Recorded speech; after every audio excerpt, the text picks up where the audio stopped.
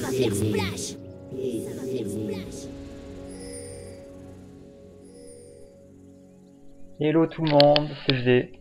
Alors on se retrouve après pas mal de temps, avec les soucis de PC que j'ai eu, bon, mais on est de retour. Aujourd'hui je vais vous présenter Fizz, qui est un de mes gros mains. Alors on va commencer de suite avec ses Masteries. Alors pour ces Masteries, je prends soit du 21-9 en full AP, soit un espèce d'hybride, avec des points dans les dégâts d'attaque. Voilà. Donc je conseille ces deux Masteries au choix. Enfin celle-là, donc avec les dégâts d'attaque, comment ça s'appelle, pour dans les points de mastery, ça permet donc à la fois de kill les minions, et dans les full AP, ça permet, enfin je mets un point pour tuer les minions plus rapidement. Ça compense le manque de dégâts pour l'astic. Voilà, les deux sont très très bien. Après vous faites votre choix. Concernant les runes, je prends des runes 15 d'AP, donc tout l'AP en quintessence, et après classique, c'est-à-dire péné magique en marque, armor en jaune et résistance magique en bleu. Voilà. Donc pour ce match-up, on est contre une Lux. Donc parmi les match-up de Fizz, enfin qui sont vraiment des match-up boucherie, j'appelle ça, c'est Lux en fait partie. Hein, c'est catastrophique. Là, ça fait quand même beaucoup de temps que j'ai pas joué Fizz, donc ça va pas être une catastrophe absolue pour Lux. Que normalement c'est une boucherie totale. C'est vraiment, je pense à Flo. D'ailleurs Flo, je te dédie cette vidéo depuis le temps que je dois la faire. Donc voilà. Bon, les autres aussi, hein, donc vous allez apprendre à jouer Fizz. Je vais vous montrer les erreurs classiques que beaucoup de personnes font avec Fizz. Donc vraiment c'est les trucs à corriger. Il y en a plein qui le font même à haut niveau. C'est catastrophique de voir ça. Donc je vais vous en parler. Et donc après j'espère que, enfin vous faites ce que vous voulez. Hein, si vous voulez pas faire ce que je vous dis, vous faites ce que vous voulez. C'est pas mes games après tout. Mais bon, en général, ce que je regarde en général très souvent, c'est la réalité. On va dire ça comme ça. Donc pour ce match-up au tout début, donc j'ai fait pas mal d'erreurs, donc bon en même temps je vous parlais, mais si on regarde mon mana, donc l'un des gros problèmes de Fizz en fait c'est son mana. Il part très très vite. J'ai fait des E un peu trop souvent et un peu trop pour rien. Ça il faut pas faire. Donc pourquoi en fait contre Lux c'est un match-up boucherie, donc je vais vous dire les 4 match-up boucherie, je vais vous dire. Donc en général les match-up boucherie, c'est des persos qui sont squishy, qui ont pas de mobilité. Voilà, ces deux facteurs c'est suffisant. En général, contre Fizz, ils se font exploser. Donc il y a Lux, Veigar, Brand, voilà, enfin tous les trucs comme ça. Donc tous ces match-up là, c'est vraiment très facile. Si vous jouez bien Fizz, c'est vraiment très facile. Là dans cette vidéo là, ça va pas se voir que la Lux elle se fait complètement exploser, mais bon, j'ai préféré pas prendre une vidéo où je l'explose parce que déjà que Fizz est énormément joué en ce moment, j'ai pas envie qu'il se fasse nerf. Parce que c'est vraiment abusé comment Lux peut rien faire en fait. Donc pourquoi ces 4 match-up sont des match-up boucherie? Après il y en a d'autres, mais avec leur mobilité, ça compense un peu. Donc pourquoi ces 4 match-up sont des match-up boucherie? Parce que du niveau 1 au niveau 6, ils peuvent absolument rien faire. Donc la technique au niveau 1, donc là je l'ai pas bien faite, mais bon je vous l'ai dit, vous vous entraînerez à la faire. Donc face à ces match-up là, donc au niveau 1, vous courez normal, et quand il fait un sort, vous le dodgez et de suite vous lui sautez dessus et vous lui mettez le maximum d'auto-attaque. Donc souvent, il y a beaucoup de personnes qui disent que Fizz au niveau 1 c'est pas terrible, donc effectivement il y a pas mal de match-up contre qui c'est pas terrible, mais contre ces 4 là, ils sont dans la merde du début à la fin. Du début à la fin c'est la catastrophe, ils peuvent vraiment rien faire. Je suis un poisson qui fait des brochettes de scorpion. J'en ai profité pour me feed là, donc je me suis fait gank. Et puis derrière j'ai vu le Panthéon et enfin j'y suis allé, hein. On leur a sauté dessus. Et on voit le dot qu'il a tué à la limite, hein. À mon avis, de Scorpion il était deg. Sinon je vais continuer à vous parler donc ce que je vous parlais, donc niveau 1, 2, 3. Donc si vous avez peur au niveau 1, vous pouvez le faire niveau 2. Vous prenez le E, le Z, vous dodgez un de ses sorts, et après auto avec le Z, enfin ça fait vraiment mal. Là il peut vite mourir, faut vraiment qu'il fasse attention. Et au niveau 3 c'est encore pire. Voilà. En général Fizz, contre la plupart des match-up, dès qu'il atteint le niveau 3 il est bien. Souvent contre des match-up niveau 1 et 2 c'est pas ouf, et niveau 3 ça va, le Fizz il est correct. Mais donc contre ces 4 match-up là, Fizz est très bien du début à la fin. Donc ici en fait j'ai vu que bot il y avait de l'action, donc de suite j'y suis allé. Parce que j'ai vu que je pouvais décaler. Donc je vois le Alistar et puis... Même si c'est Alistar, je pense que là c'est assez facile. Le problème c'est qu'il met vraiment un très bon coup de tête. Et là de nouveau, le contrôle du dot Là c'est le dot parfait de Fizz. Hein. Bon là par contre Skarmer qui prend sa revanche, là ça lui a pas plu tout à l'heure, il a pas aimé et bon, il m'a défoncé. Il essaye de choper la Léona, mais la Léona malheureusement elle court suffisamment vite, bon et en plus de ça elle flash, donc du coup c'est fini. Donc je vous ai parlé des match-up boucherie. Bon, après Fizz ça serait du rêve, hein, si c'était tout le temps aussi facile, mais malheureusement il y a des match-up donc que je vais vous expliquer qui sont beaucoup plus durs. Donc personnellement je joue pas Fizz contre ces match-up là, c'est trop compliqué je trouve. Bon, il y en a un qui est quasiment jamais joué, donc un des match-up que je déteste jouer c'est Heimerdinger. Alors Heimerdinger c'est hyper chiant, parce qu'en fait il pose ses towers, et du temps que vous arrivez à lui, s'il joue un minimum correctement, les towers elles vous défoncent. Là c'est aussi simple que ça.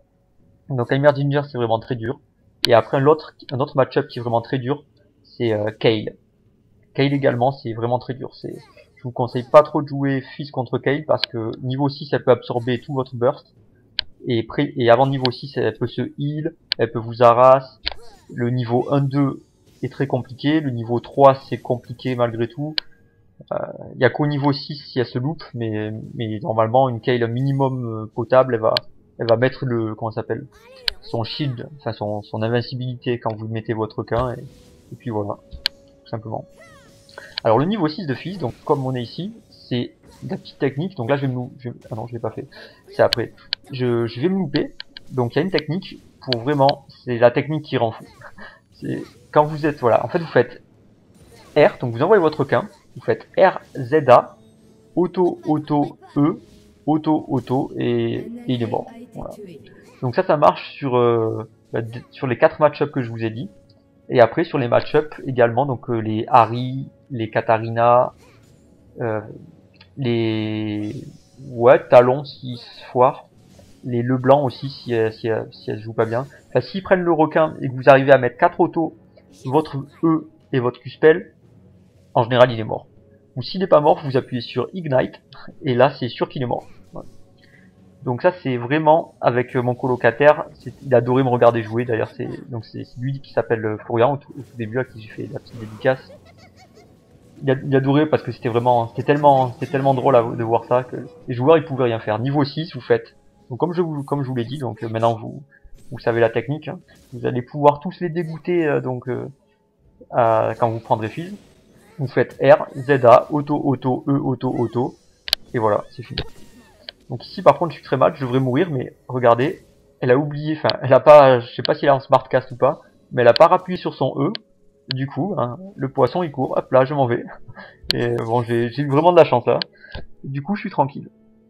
Étant donné que je vais back, je vais en profiter pour vous parler des achats les plus efficaces sur Fizz au premier back, ou au deuxième comme ici.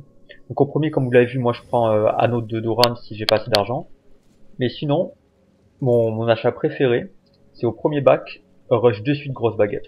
Alors il y a plein de joueurs, donc si on regarde les joueurs LCS, les forts joueurs, tout ça, ils prennent brillance. Alors, je ne suis pas d'accord avec ça, parce que grosse baguette, je trouve que c'est beaucoup plus efficace. Je l'ai testé déjà plein de fois, et c'est clairement plus fort grosse baguette que brillance. Donc bon, si vous pouvez acheter grosse baguette, il faut acheter grosse baguette. L'avantage de brillance, donc bon, c'est que ça proc, mais c'est que ça proc, on va dire, quand vous faites un spell, c'est-à-dire un Q-spell puis une auto-attaque, ou un E et une auto-attaque. Mais le plus gros avantage de la brillance, c'est pas, on va dire, l'auto-attaque qui est renforcée, mais c'est plutôt en fait les 200 de mana en plus que donne la brillance, qui est bien sûr cet item. Parce qu'avec la grosse baguette, vous allez voir que vous allez galérer avec votre mana, mais le but du jeu quand vous rushez grosse baguette, c'est dès que vous arrivez sur la lane, bah, vous le défoncez. Vous faites RZA, vous lui mettez tout et vous allez voir, il va mourir de suite. Ici on va sur la Fiora, regardez, c'est drôle parce que moi je fais, vas-y, tu veux partir, vas-y. Et là la Annie qui met aussi une ward fait un peu voir. Et là du coup elle est deg parce que se fait stun, elle fait un peu plus rien faire. Et j'ai bien aimé le petit passage avec les deux wards. Moi j'ai mis la ward pour anticiper sa trajectoire, pour pas qu'elle nous mette une zizou avec son ulti. Et la Annie qui ward aussi. Du coup elle était dégoûtée. Donc je repars sur ma lane. Ouais, je me rappelle pas si j'ai dit SS ou pas, mais bon.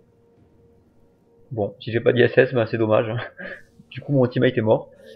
La plupart du temps dans vos parties, donc en ranked tout ça, c'est important de roamer quand vous dominez votre lane.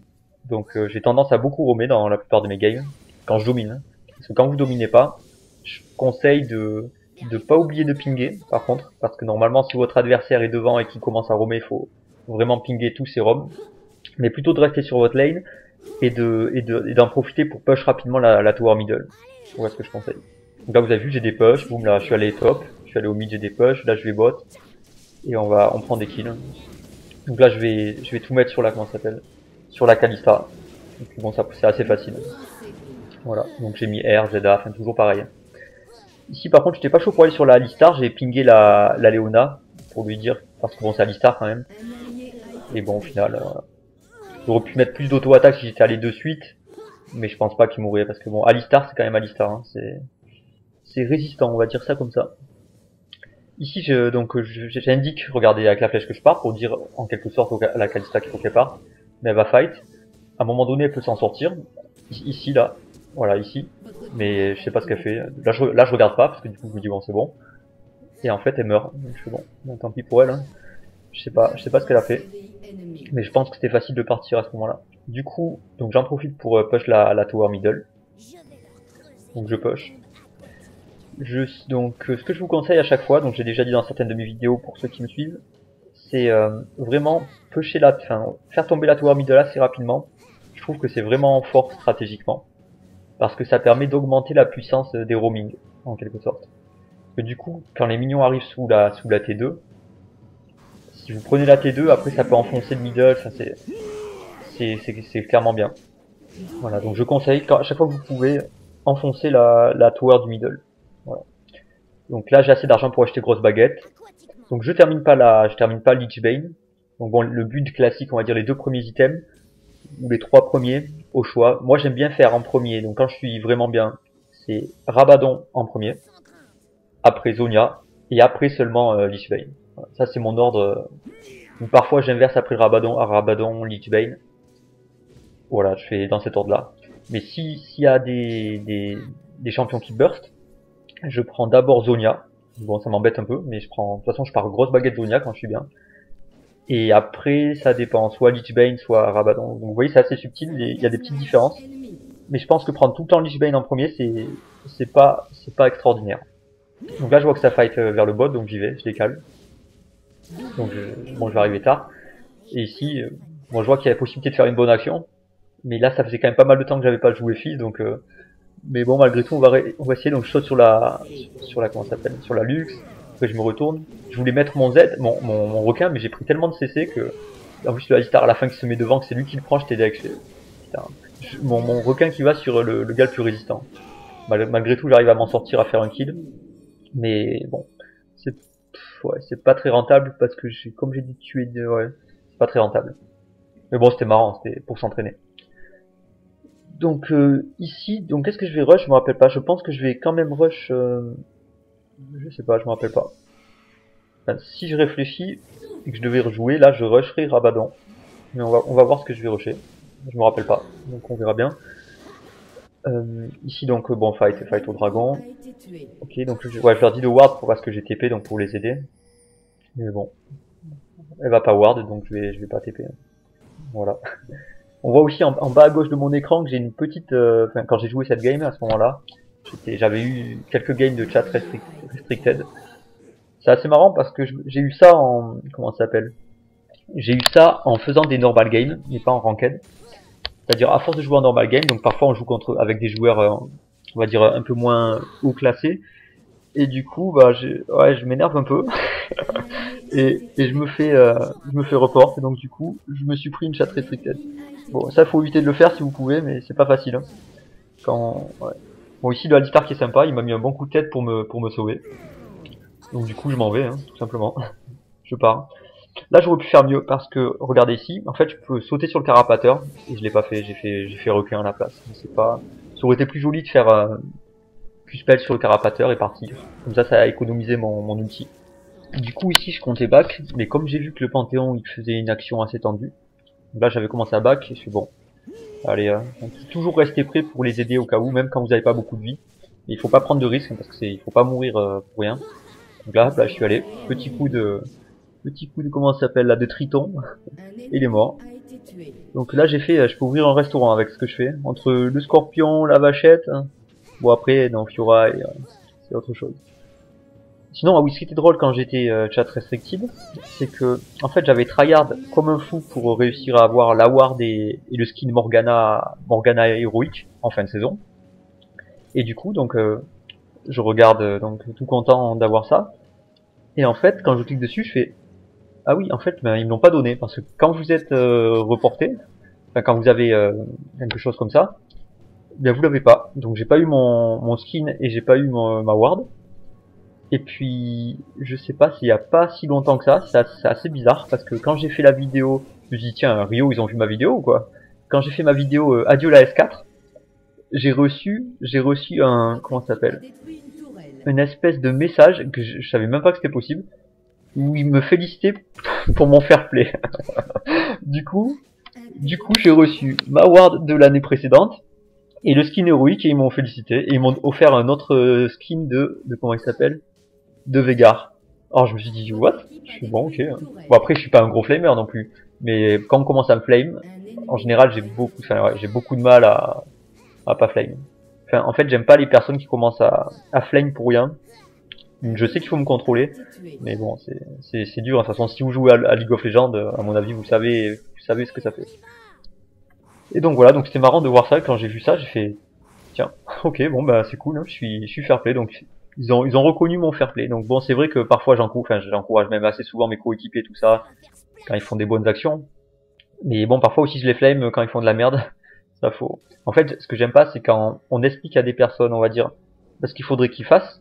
Après, bon, on peut discuter pour savoir est-ce que c'est vrai, est-ce que c'est pas vrai, est-ce qu'on a raison, est-ce qu'on n'a pas raison. Mais quand le gars il le fait plusieurs fois et qu'il meurt, genre typique, les actions typiques, c'est jamais ça se regroupe en teamfight. Les gars ils sont toujours 5v5, ils sont toujours à 5 en face, et il y a toujours un vieux gars dans votre team qui est en train de pusher le top ou le bot, et du coup bah vous êtes toujours en 5v4 et vous crevez. Ça quand on lui dit au gars bon mec faut regroupe, et que le gars il comprend pas et qu'il regroupe jamais et qu'on perd, bon ben voilà, à force ça a tendance à énerver, on va dire ça comme ça. Donc là j'ai fait un petit épée, là je me suis enflammé, on était chaud. Là c'était assez facile normalement le buter, mais bon on voit le tank, enfin ouais, on voit les bons skill shots de ma part. Hein, qui ont été mis n'importe où. Là, je viens de voir aussi, en même temps que j'ai acheté un DFG au lieu de... Ouais, j'avais acheté le DFG ici pour la CDR.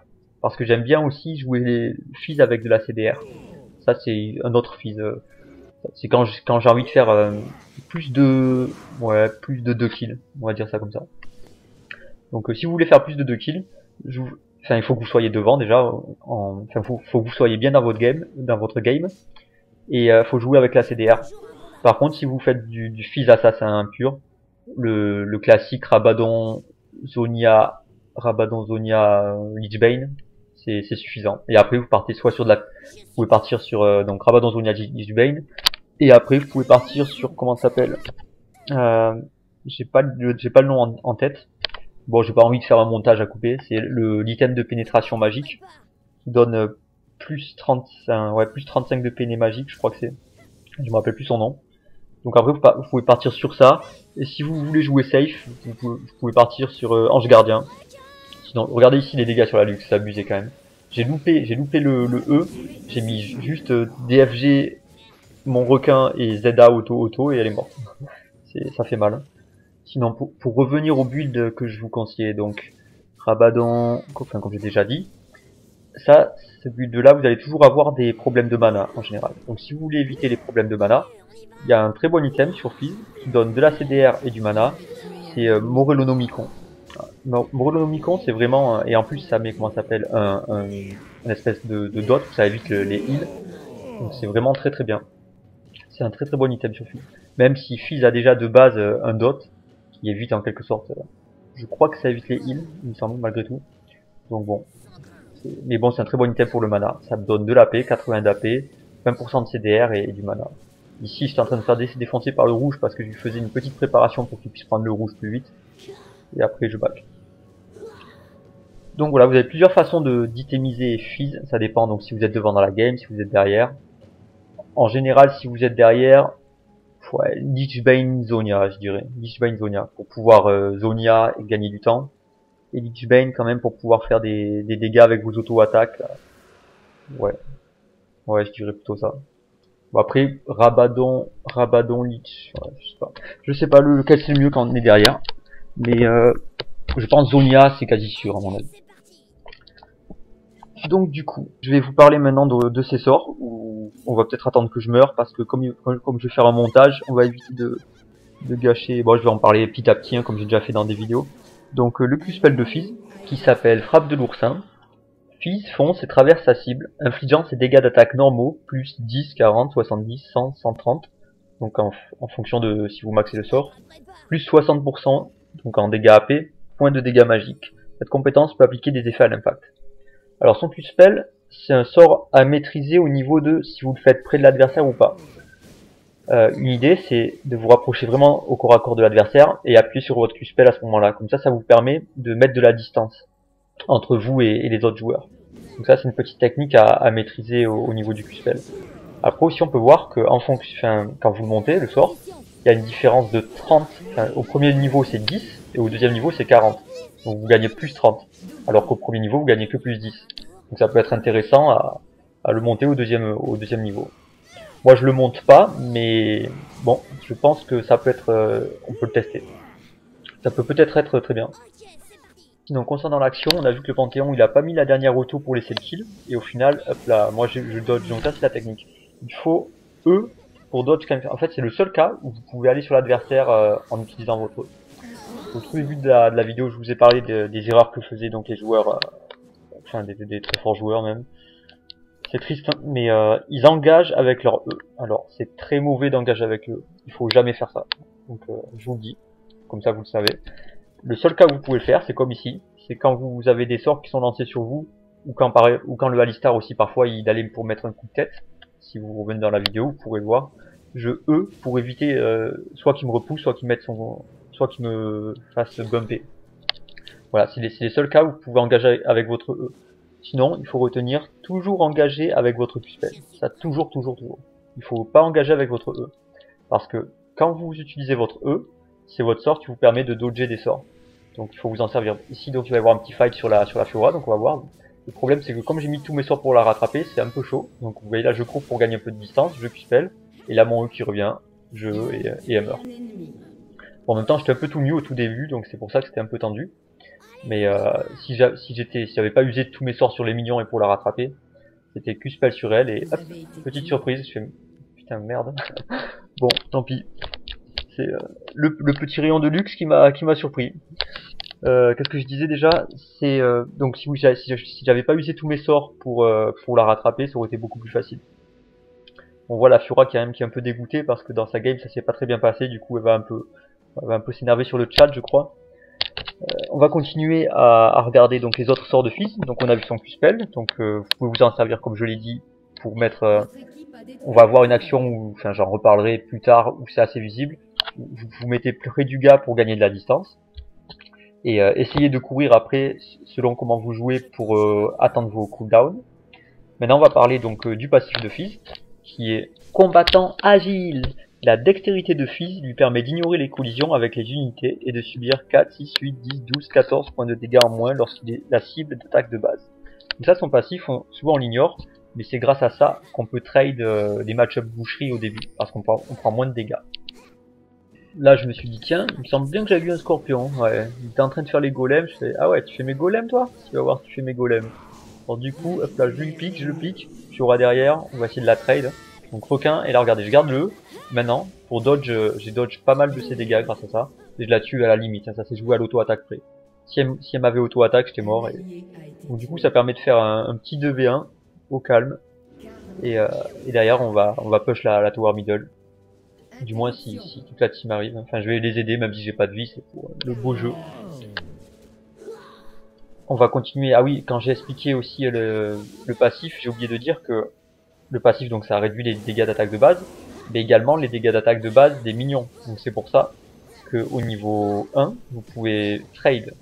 Et d'ailleurs c'est vraiment très fort, parce que quand vous prenez le trade niveau 1 et 2, si vous tradez dans les minions contre votre adversaire, vous prenez vraiment beaucoup moins de dégâts.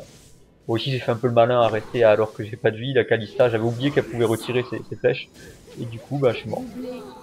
On va continuer ces sorts donc en expliquant le Z. Donc le Z qui est trident marin.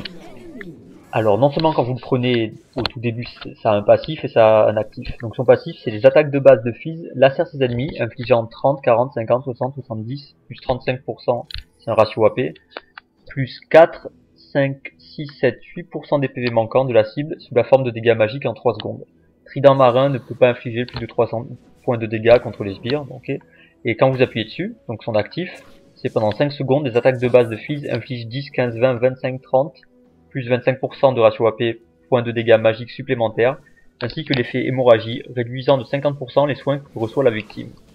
Alors, donc ce passif, enfin ce sort plutôt, c'est intéressant pour s'en servir pour réduire les effets de heal, et également pour défoncer votre adversaire, hein, tout simplement, parce que quand même ça fait vraiment mal, quand on relit les stats, ça calme. Si vous voulez vous en servir au maximum en phase de lane, c'est quand vous voyez que le gars met une potion, vous pouvez lui mettre un petit coup de trident, histoire qu'il prenne moins de heal de sa potion.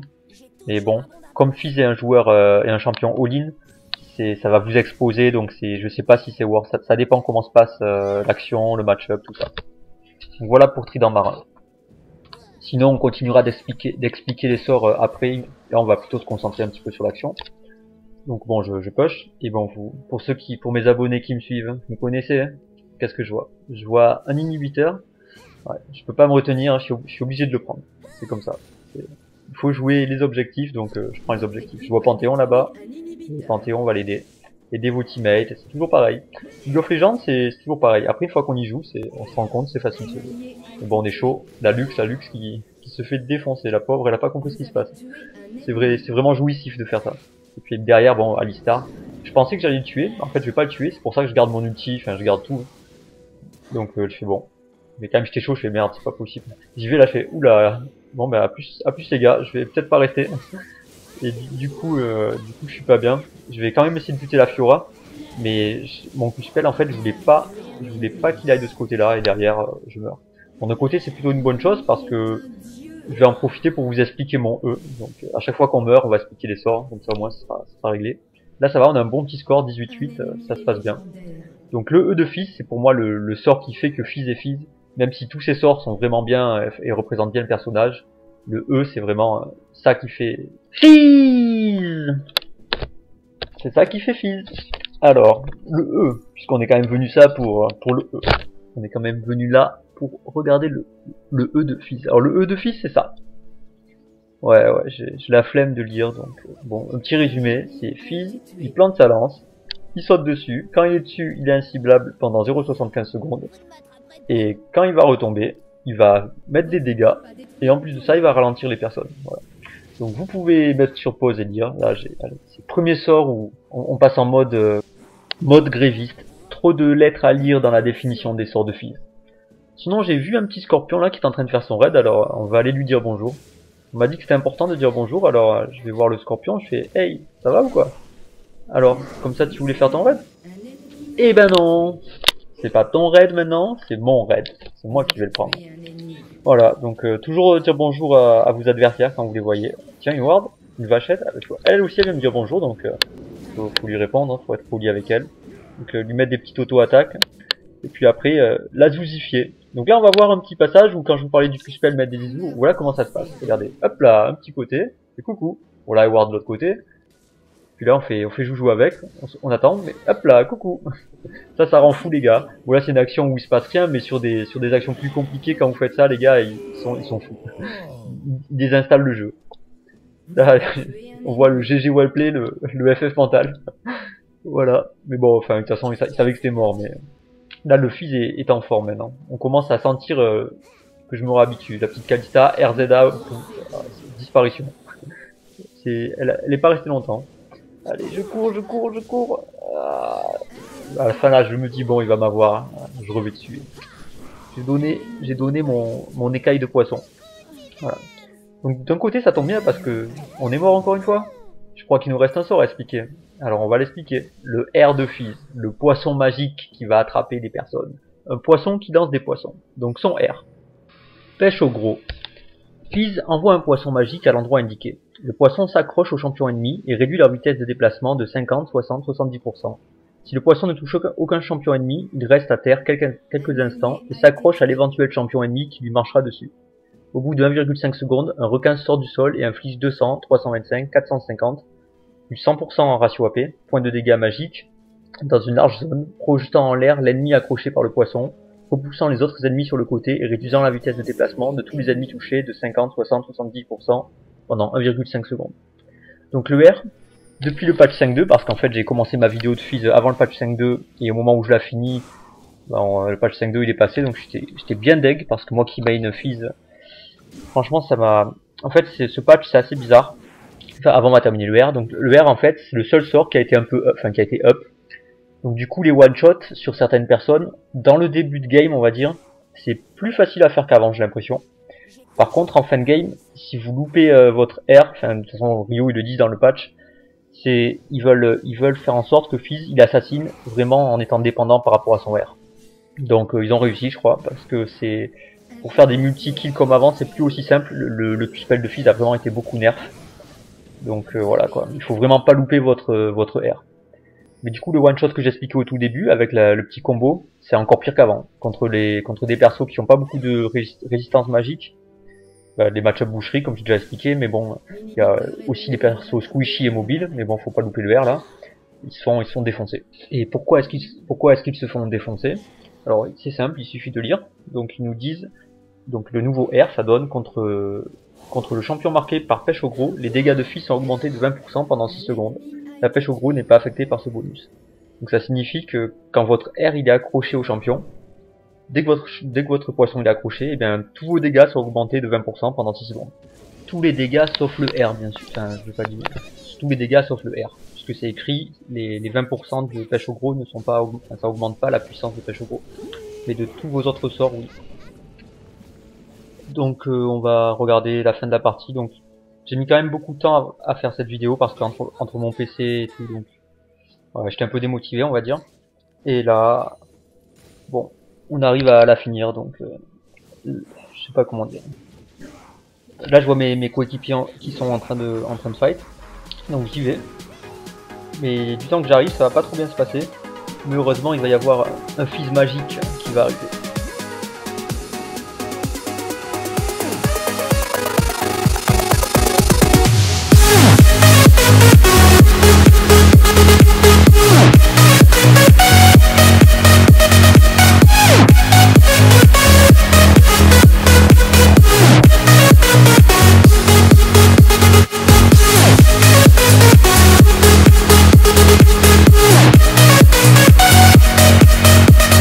Putain, il se court vite ce scorpion de merde là, je vais pas réussir à le rattraper. Hein. Bon, j'aurais mieux fait de faire mon quadra sur le Alistar. Hein. En tout cas, s'il y en a un d'entre vous qui a compris ce qui s'est passé pendant ce fight, c'était pas Fizz le poisson, Fizz le dauphin, là c'était Fizz le flipper. Il est parti dans tous les sens, j'ai regardé l'action 20 fois, j'ai toujours pas compris ce qui s'est passé. Donc n'hésitez pas à laisser des commentaires si vous avez compris ce qu'il y a eu, moi j'ai pas compris encore.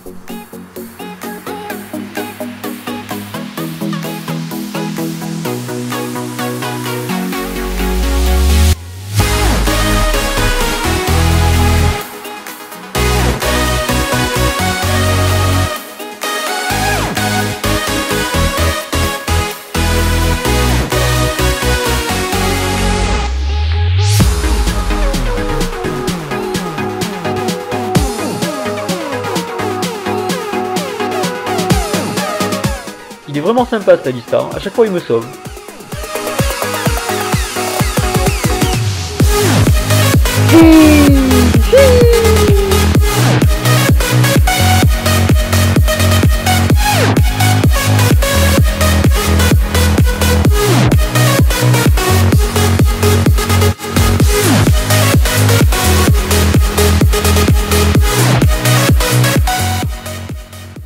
Et voilà, c'est la fin de la vidéo.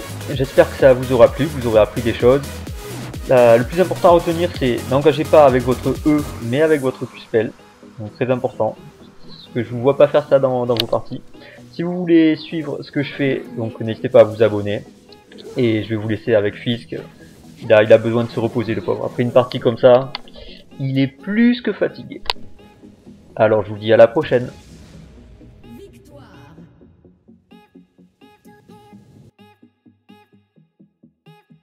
Fizz!